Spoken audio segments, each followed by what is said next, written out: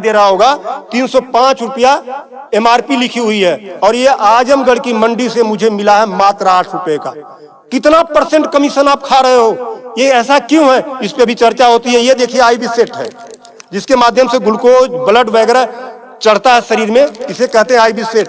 इस पे जो एमआरपी लिखी हुई है वो 198 और यहाँ आप देख सकते हैं 198 रुपए की ये आईबी सेट मुझे पड़ी है मात्र 12 रुपए की।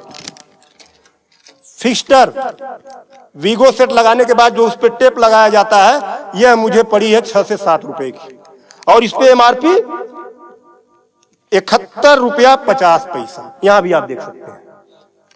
मैं इसलिए आपके बीच आया हूं। इसी प्रकार से बहुत सारे हजारों 2-3 हजार दवाएं ऐसी हैं जो 100 रुपए की दवा है 3000 की बिकती हैं।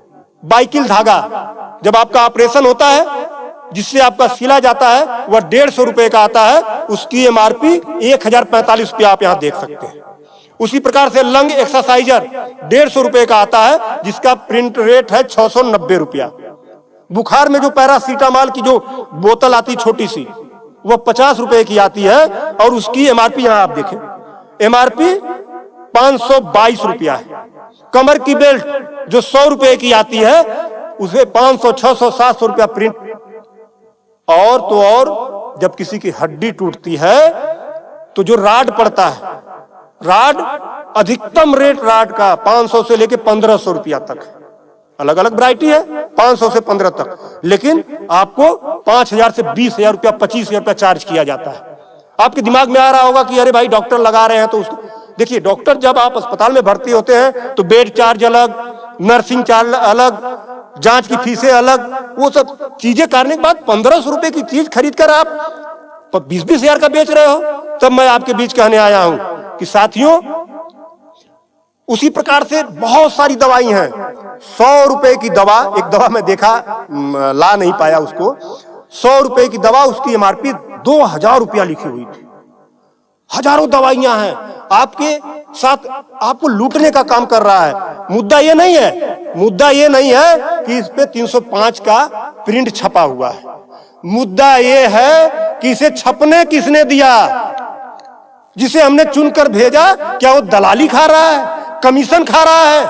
8 रुपए की चीज 305 रुपए का प्रिंट वो छपने क्यों दे रहा है? ये चोरी से थोड़ा ना बिक रही है, खुलेआम बिक रही है।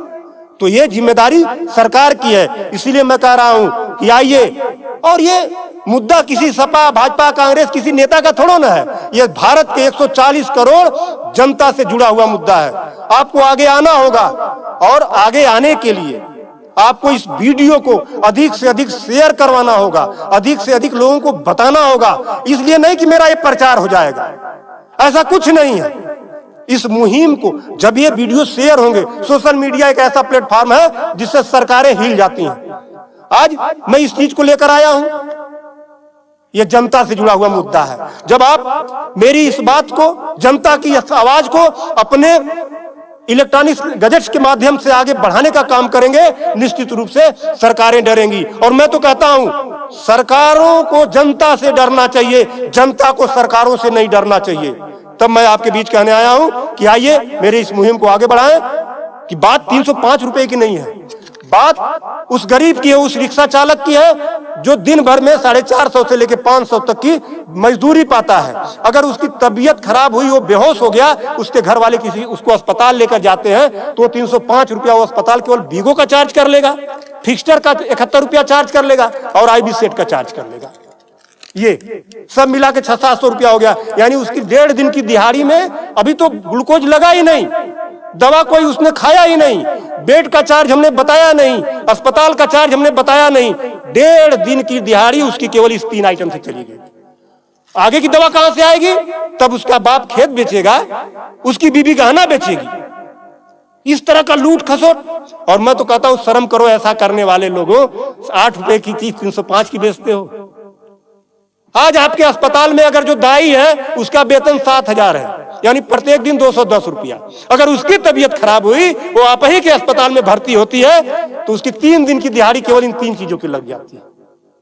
कुछ तो शर्म करो, कुछ तो सोचो। स्वास्थ्य, शिक्षा, सेवा का क्षेत्र है, लेकिन आपने इसे लूट का अड्डा बना दिया है। सरकारों के मिली भगत से ऐसा हो रहा है। तो मेरा निवेदन है आप लोगों से कि इस वीडियो को अधिक से अधिक शेयर करें ताकि